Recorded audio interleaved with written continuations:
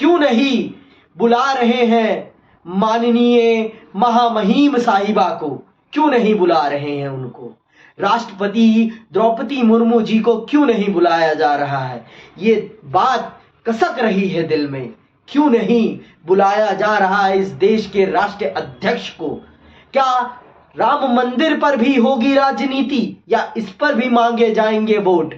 अब तो मैं आशा करता हूं राम मंदिर बन गया है तो अब इस पे राजनीति नहीं होगी और वोट नहीं मांगे जाएंगे। एक सवाल जरूर बनता है, क्योंकि प्रभु श्री राम ने सवाल करने वालों पर कभी प्रतिबंध नहीं लगाया, लेकिन आज की सत्ता अगर उनसे सवाल कर लिया जाए तो वो खुद चुप्पी लगाने के लिए ईडी सीबीआई भेज देते हैं।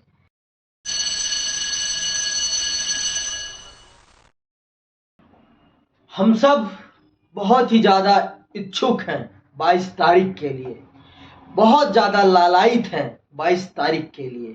22 तारीख भारत के इतिहास में एक सुनहरा दिन है, एक मील का पत्थर है, एक इतिहास है, सबसे बड़ा इतिहास, क्योंकि राम को राम के जन्म स्थान पर स्थापित किया जा रहा है। लेकिन एक सवाल जरूर बनता है, क्योंकि प्रभु श्री राम ने सवाल करने वालों पर कभी प्रतिबंध नहीं लगाया, लेकिन आज की सत्ता अगर उनसे सवाल कर लिया जाए तो वो खुद चुप्पी लगाने के लिए ईडी सीबीआई भेज देते हैं। क्या ये सही है? आप एक तरफ राम को स्थापित कर रहे हैं और वहीं दूसरी तरफ आप राम के सिद्धांतों का खंडन करते हैं। आप राम के विचारों को नहीं मानते। अगर आप राम के विचारों को मानते हैं तो सबको समान अवसर दीजिए, सबको न्योता दीजिए। उन्होंने हमेशा हर वर्ग को अपने साथ जोड़ा है। क्या आप भी जोड़ रहे हैं? क्या आपने उन गरीब मजदूरों को भी याद किया है, निमंत्रित किया है, जिन्होंने इस राम मंदिर को निर्मित करने में एक बहुत बड़ी भूमिका निभाई है? आप क्यों नहीं बुला रहे हैं माननीय महामहिम साहिबा को, क्यों नहीं बुला रहे हैं उनको? राष्ट्रपति द्रौपदी मुर्मू जी को क्यों नहीं बुलाया जा रहा है? ये बात कसक रही है दिल में। क्यों नहीं बुलाया जा रहा है इस देश के राष्ट्रीय अध्यक्ष को? क्या राम मंदिर पर भी होगी राजनीति या इस पर भी मांगे जाएंगे वोट?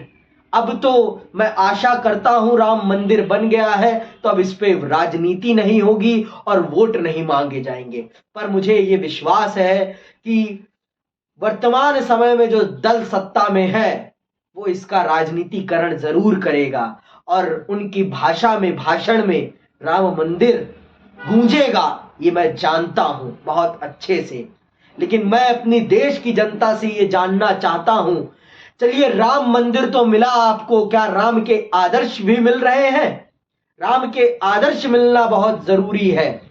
मंदिर मिलना उससे मैं थोड़ा कम जरूरी मानता हूं, लेकिन आदर्शों का अनुसरण मैं उससे कहीं ज्यादा मानता हूं। क्यों? क्योंकि इंसान अपने आचरण से महान बनता है।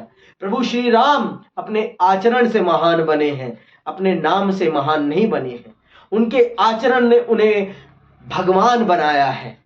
नहीं तो इस तरह की श्रेष्ठता, बौद्धिक श्रेष्ठता तो रावण में भी थी, लेकिन जिस प्रकार का आचरण प्रभु श्री राम का था उस प्रकार का आचरण रावण का नहीं था।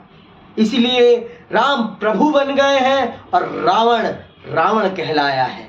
यही तो मूल अंतर है। पर क्या वर्तमान समय की सत्ता इन सब बातों को ध्यान में रख रही है? क्यों नहीं बुलाया जा रहा है विपक्ष को? क्यों नहीं निमंत्रण दिया जा रहा है?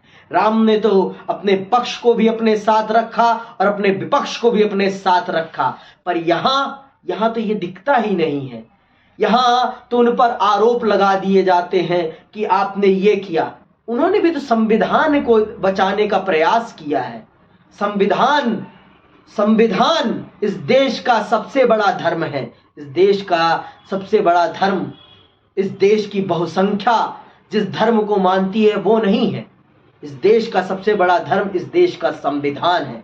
और हमारा खुद का धर्म, हिंदू धर्म, पहली बात तो हिंदू कोई धर्म नहीं है, हिंदू एक जीवन जीने की पद्धति है। धर्म है सनातन। सनातन के विचारों में भी वही बात है जो हमारे संविधान में है। तो इन सब चीजों को हमें ध्यान में रखना चाहिए और प्रभु श्री राम के आदर्शों को हमें स्थापित करने की तरफ ज्यादा काम करना चाहिए, ना कि सिर्फ दिखावा। और आज हमारे समाज में राम के नाम पर जो दिखावा चल रहा है ये कदापि अच्छा नहीं है कि राम का नाम लेकर किसी की हत्या कर देना, राम के नाम पर किसी का घर लूट लेना, राम के मंदिर के लिए लोगों के घर तोड़ देना, ये कदापि सही नहीं है। आप सब बनाइए, सबकी सहमति से बनाइए, खुशहाल बनाइए पूरी अयोध्या को, पूरे राष्ट्र को खुशहाल बनाइए। इसी के साथ मैं आप सबसे विदा लेता हूं। जय हिंद, जय भारत।